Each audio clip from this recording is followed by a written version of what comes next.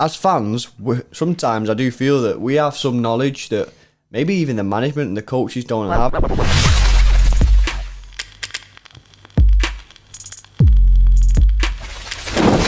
Hey guys, and welcome to the City Extras pre-game chat for the Newcastle games, FA Cup weekend.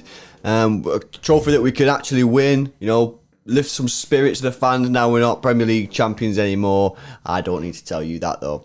I'm Lewis, you Jordan. Yo. If you're new to the channel, hit that subscribe button and with the notification bell turned on. We do like pre-game charts, post-match reviews, we do podcasts and watch-alongs as well, so there's loads of stuff going on.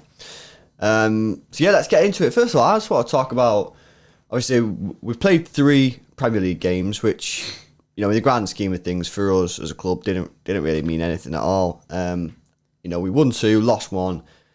I thought we've actually done all right to get motivated for that as fans and as the team. Pep has got the players playing pretty well, considering that it would be very easy for the players to just go out there and just not really try. And I know they're always going to try, the professional athletes, but to go out there and have the sort of the motivation and desire to win, I thought they've done all right so far. But this weekend, it's a different sort of proposition, isn't it? Yeah, like Pep said in his conference that it's pretty much a final this weekend. And like he always says about cup ties, isn't it? I think the first 2 games, especially, we played really well. And like you're saying, considering we've just come back from all this COVID stuff, it's been refreshing to see City again, and it's been strange to see us get into it as fast as we have done. Like, it took us like the first 20 minutes of the Arsenal game to pretty much get into our flow. And we're seeing, obviously, we had a great game against Arsenal, a great game against Burnley. The Chelsea game, obviously, not as good. And obviously, we'll get onto some things like that. But I'm excited to see some competitive football, some football that actually means something. Yeah. And obviously, it's another chance for us to win another trophy.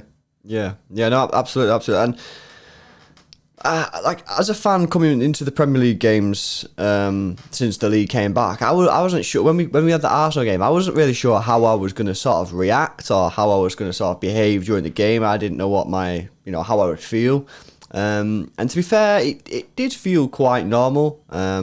So there wasn't much change. However, there's no getting away from the fact that the games didn't really matter. Now, of course, for those of you who watched like the post-match thoughts for the Chelsea game, and maybe some of you that watched the live stream of the Chelsea match, you obviously know that we both were absolutely gutted and fuming about obviously what happened in that match, and I'm sure you guys were as well.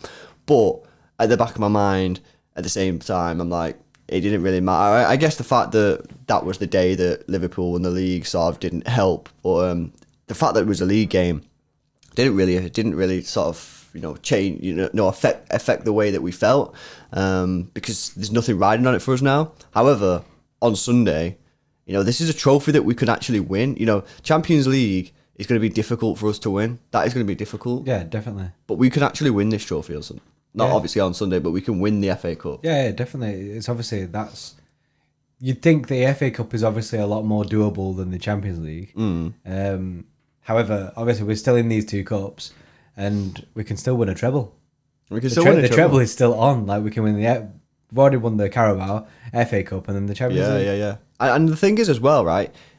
Obviously, Champions League's so hard to win. So let's just say that we don't win that for whatever reason. If we win the FA Cup and the Carabao Cup, that's a domestic double. That's not to be sniffed at.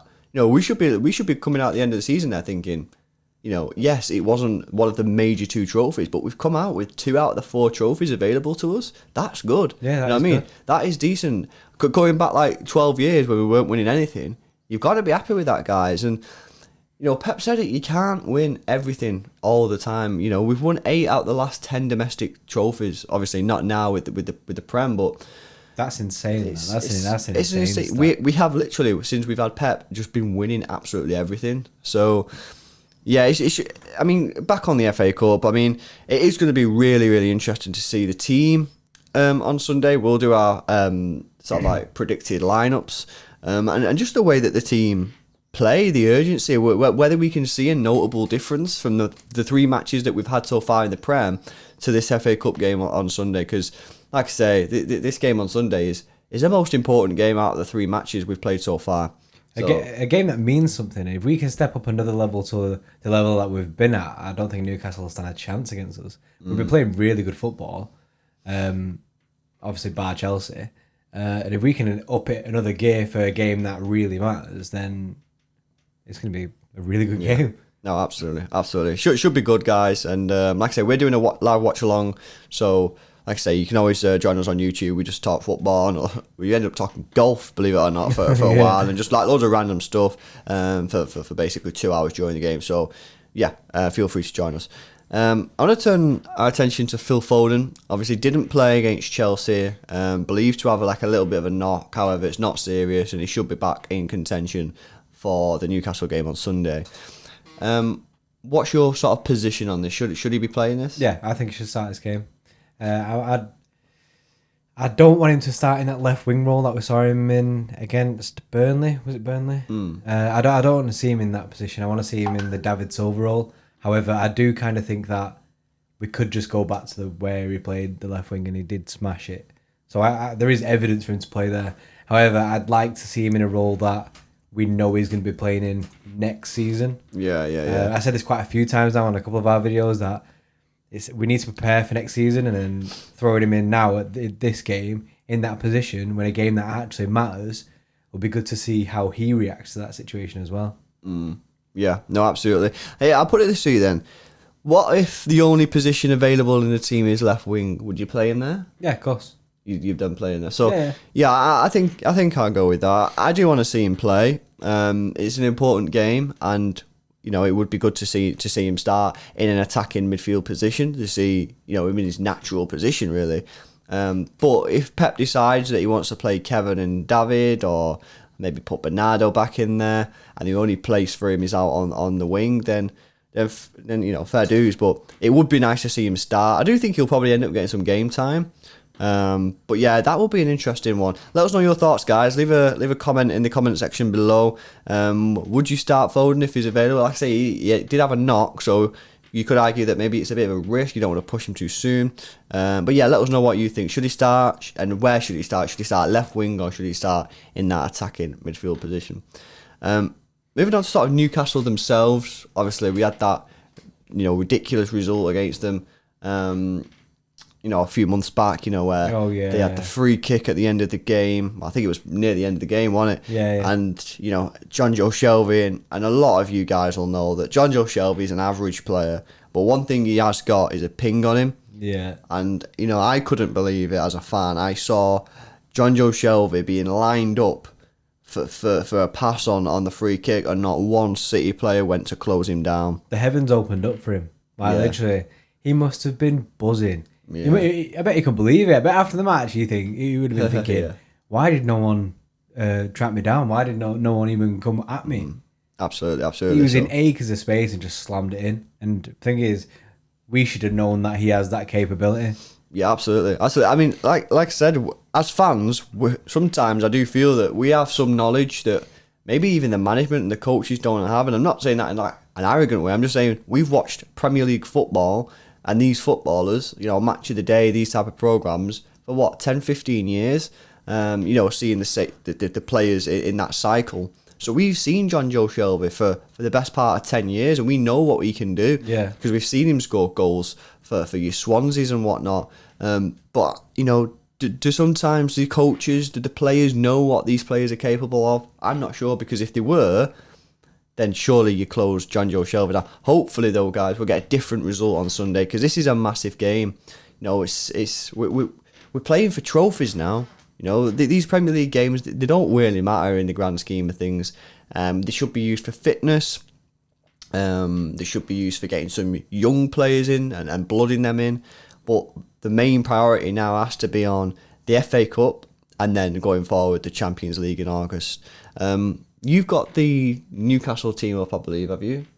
Yeah, I got Newcastle team here next to me. So I believe that they play Aston Villa, was it? Yeah, Aston Villa. So take us just through their team. Any notable players that we recognise in the Newcastle team? Obviously, you've got Jonjo Shelvey, Lascelles at the back. Yeah, he's decent. Back. Yeah. It looks like they're playing a 4-4-1-1 against Aston Villa. I'm not sure how they'll line up against us. Saint Maximin is a very good player, really fast. I rate him highly. I think he'll be I don't think he'll be at Newcastle for long. I think he'll move on from there. Yeah. Danny Rose is there from Tottenham. Is he on loan or is he on permanent deal? I think he might be on loan. Yeah. Yeah. Then up top is Joe Wellington. Right. Not seen much of him. I don't know whether he's actually decent, but I'm sure they signed him this summer. Yeah. Any other notable players? I think is that Matt Ritchie there on the right. He's a tidy player. So you know what I mean, guys. They've got some decent players, but it's the same old story. If we turn up and play our game with a formation that suits the team, we should wipe these. Yeah, we should wipe these. But yeah, I mean, like I say, you never know. FA Cup magic, anything could happen. That's why it's important for the team and for Pep to get motivated, to get ready, to train properly, and get that Chelsea result out of the system, and just get on with it and do the business on Sunday and come back. And obviously, we find out the draw at half time as well, so the second half we'll know who we're playing. No way. Yeah, the draw's at half time. Mad. So yeah, I mean, we just need to win it. we just need to win the game, really, guys, and get through to that semi-final. Next up, we're going to do some predicted lineups. Now, these are obviously always tricky with the size of our squad. But yeah, Jordan, take me through your predicted lineup. So, my predicted lineup, I've got Edison, goalkeeper. Pretty standard in it, especially with Bravo being injured. I don't think Carson will play, especially with the importance of the game. We know that Pep likes to start strong in these cup games. Laporte, centre-back, I've got Garcia as well, depending on whether he's fit. I think he's fit. Did you say he's back? I believe so, yeah. Then? I believe he is fit, yeah. He should be back by then. I've got Zinchenko left back out over Mendy. I have no real reason behind that more, just as rotation. Yeah. Walker right back. Keep the strength at right back position. I think mainly because I don't really trust Cancelo yet. We've not seen him play enough for me to trust him. Rodri, centre defensive mid. For me, it could be either Rodri or Gundogan. I'm not fussed either way, as long as it is just a one holding midfielder, not the double pivot that we saw against Chelsea. Yeah. De Bruyne, centre attacking mid. Foden. This is depending on whether he plays in the centre attacking mid role as well. But I've gone for Foden in that role because that's where I want to see him play. Mahrez right wing, Sterling left wing, and Jesus up top. And that's my team against Newcastle. Nice. Okay.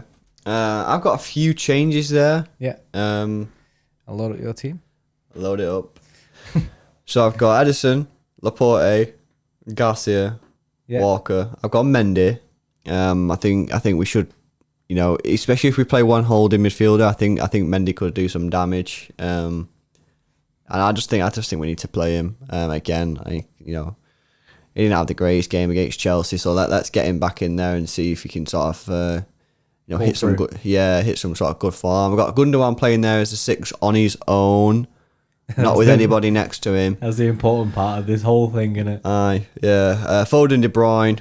And then Sterling, Jesus. I put Bernardo right wing. I just think Mahrez has played a lot of games since we come back. And Bernardo's not played that much game. And I think Bernardo plays pretty decent on the right side. So I put him there. Obviously, Jesus has to come back in for me and start up front. But I think either of the squads are more than capable. And I think also Garcia needs to play for me, guys. He's looking like our future here.